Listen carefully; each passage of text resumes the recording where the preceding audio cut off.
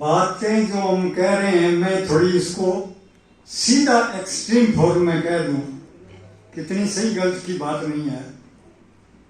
हम कह रहे हैं कि किसानों से जमीन छीनी जाएगी, किसान छोड़ के ही भाग जाएंगे। मैं दूसरी एक्सट्रीम बात कह रहा हूं। परिस्थिति एनवायरनमेंट की और परिस्थिति जो कॉरपोरेट का कब्जा है सिस्टम पर, वो वॉलेंटरली तैयार कर देगा किसान को हाथ जोड़ देंगे। परिस्थिति ऐसी खड़ी की जा रही है दुनिया में। इसलिए खेती के मॉडल को बदले बगैर किसान ही नहीं रहेगा, रह ही नहीं सकता। जो मॉडल चल रहा मॉडल है ना खेती का, ये मॉडल चलेगा तो किसान नहीं चलेगा। पहले तो ये सुन लो, ये बिल्कुल ये समझ में आए या ना आए। दूसरी बात ये है कि अगर हम खेती का मॉडल नहीं बदलेंगे तो ना हम किसान रहेंगे और ना इस धरती पर जीवन रहेगा। ये जीवन रेखा है, ये भी याद रखो। जो कॉर्पोरेट को ये घमंड है कि मैं इनको हटा के और इस धरती पर जीवन बचाऊंगा, कितने बचाएगा वो क्लियर है। उसको जो उसने विकास मॉडल पकड़ रखा है, उसको अच्छी तरह पता है विकास मॉडल को, कि हमने कितनी बायोडाइवर्सिटी को 70% हमने खत्म कर दी। 70 में 1970 50 साल पहले जितना यहाँ वनस्पति और जीव जगत था, उसका 70% खत्म है। इसका मतलब है कि बचेगा नहीं। अब उसकी कैलकुलेशन वो जाने, उसके वैज्ञानिक जाने, मॉडल कॉर्पोरेट के, ये वो जानते हैं कि मैं शब्द कुछ संसदीय शब्द मेरे को आदत है, निकल जाए तो माफ करना। उसको पता है कि 800 करोड़ की जनता दुनिया की, ये डिवाइड है और डिवाइड रहेगी, और मैं इसको डिवाइड किए रखूंगा। कोई औकात नहीं है इस भुगदड़ की कि किनको मैं साफ करूं, किनको जिंदा रखूं। कोई मेरे सामने, हमारे कॉर्पोरेट मॉडल के सामने कोई अड़ने नहीं आएगा। यानी विश्व में प्रकृति को बचाने के लिए, जीव जगत को बचाने के लिए, मानवता को बचाने के लिए कोई आंदोलन नहीं होगा। ये विश्वास है उनको। झूठा है या सच्चा है वो आगे साबित हो जाएगा। ये विदिन 10 ईयर, 20 साल के अंदर, 20 तो बहुत ज्यादा बोल गया हूं मैं, 10 साल में फैसला हो जाएगा कि वो सच्चा है तो हो जाएगा ऐसा।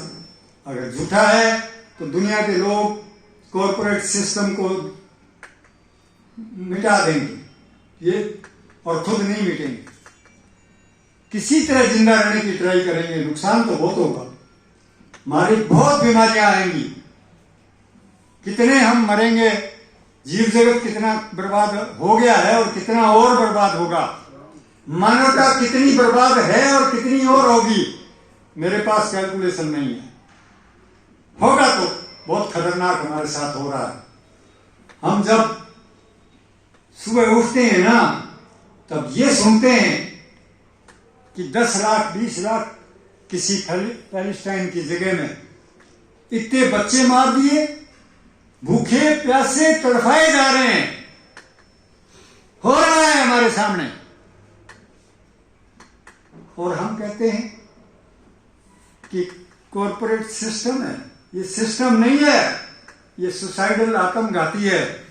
ये आत्मघात कर रहा है, जीव जगत को इसने आधी से ज्यादा निपटा दिया इसने 50 सालों में, और इसको अभी तक हम विकास मार्ग मार रहे हैं। हमें समझ ही नहीं आता कि क्या है विकास मार्ग। इंसानियत नाम की चीज जितनी खत्म हुई है, कभी मानवता को, हम पहले कामरेड थे तो कहते थे सामंतवाद में ये बुराई, फलाने में ये बुराई, कितनी बुराइयां थी मानव इतिहास में। परंतु याद रखो कि मानवता का इतना नाश नहीं हुआ था उस वक्त तक कि वो प्रकृति के जीवों का नाश करे और खुद का नाश करे, आत्मघात करे। इस स्टेज में नहीं थी जिसको हमने विकास बोला। हम कामरेड थे, हम कहते थे कम्युनिज्म लाएंगे, समाजवाद लाएंगे, बंदूक की नली से लाएंगे। आया तो मौत आई है, आई निकली क्या है इस दुनिया से, चाहे वो पुतिन हो, चाहे बिडेन हो, चाहे कोई भी हो, परमाणु हथियार लिए रखें। अब जो फिलिस्तीन में हो रहा है उसकी प्लानिंग तो सीधा दिख रहा है कि अमेरिका और रूस ने तैयार की है। काला सागर में परमाणु मिसाइलें तैयार किए बैठा है, कब से धमकी दे रहा है, 1.5 साल हो गए पुतिन को।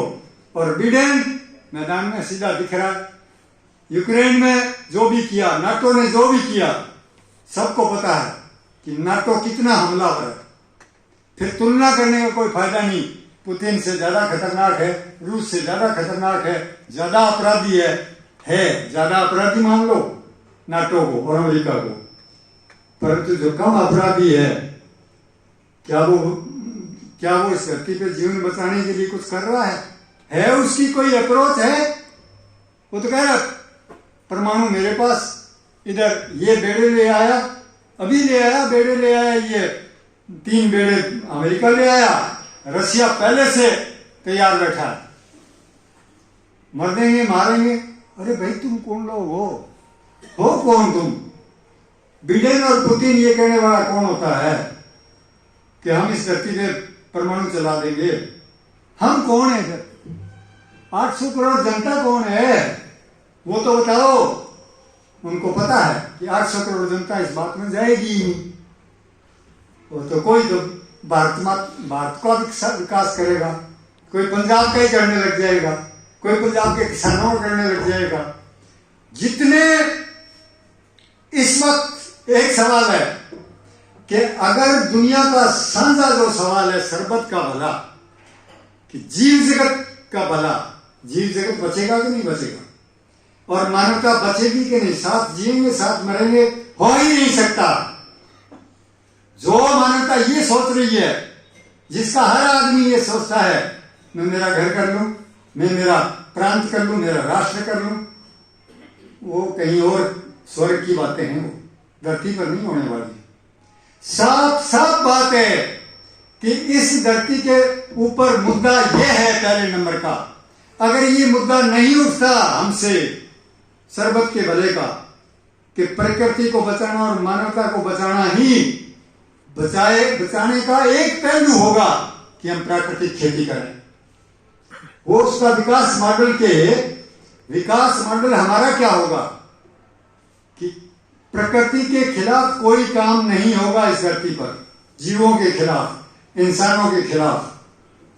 परमाणु हम थोड़ी बन सकते हैं। ऐसे मिसाइलें हम इस धरती पर रहने देंगे तो हम नहीं रहेंगे। इसलिए सवाल सीधा है कि अब विश्व में ये सवाल है कि विश्व शांति, पूरे विश्व की एकता और पूरी मानव जाति की नहीं, पूरे पर्यावरण के साथ एकता करनी पड़ेगी। और नहीं तो फिर अगला सेंटेंस में हमेशा ही बोलता हूं, नहीं तो यहां से जाना पड़ेगा। अब रही बात कि जो मुद्दे उठते हैं, देखो हर इकाई के अपने मुद्दे हैं। मैं एक व्यक्ति हूं तो मेरा व्यक्तिगत सवाल भी है कि मैं ढंग से खाऊं, पीऊं, सोऊं, स्वास्थ्य ठीक रखूं, ये मेरा व्यक्तिगत। परंतु अगर धरती का वातावरण नहीं, परमाणु हथियार ही चल जाएगा तो फिर मैंने क्या करना है? मैं मेरा स्वास्थ्य कैसे ठीक रख सकता हूं? इसका मतलब है कि आदमी को अपना बायोलॉजिकल, अपना इंडिविजुअल से लेकर उस अपने परिवार का भी, अपने जिस प्रांत में रहते हैं, जिस देश में रहते हैं, जिस वर्ग में रहते हैं, जहां भी रहते हैं, जो भी इकाई है, हर इकाई का हम ध्यान रखें और उनके बीच जो विवाद होते हैं उनको हम हल कर सकें।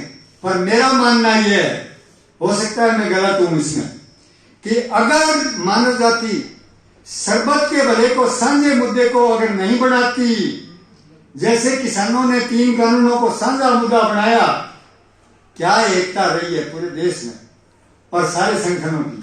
और जैसे ही साझा मुद्दा गायब, अब 36 के 72 संगठन हो गए और हो जाएंगे, खूब होंगे।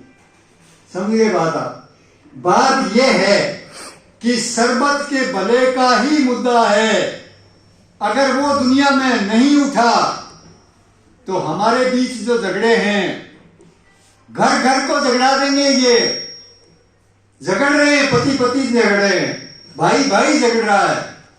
1 मिनट में ये दंगा करवा सकते हैं किसी भी गांव में, 1 मिनट में।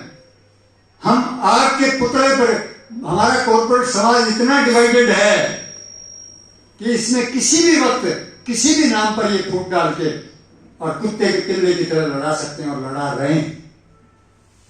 इसलिए मेरा मानना यह है कि किसी की कोई भी मुद्दा उठे, पानी का मुद्दा है, किसी संगठन की कोई भी राय हो, वो अगर ये भी कहे कि नहीं सारा पानी पंजाब को मिलना चाहिए, ना पाकिस्तान को, ना हरियाणा को, ना राजस्थान को, उसका अधिकार है कहने का, वो उसका विचार है।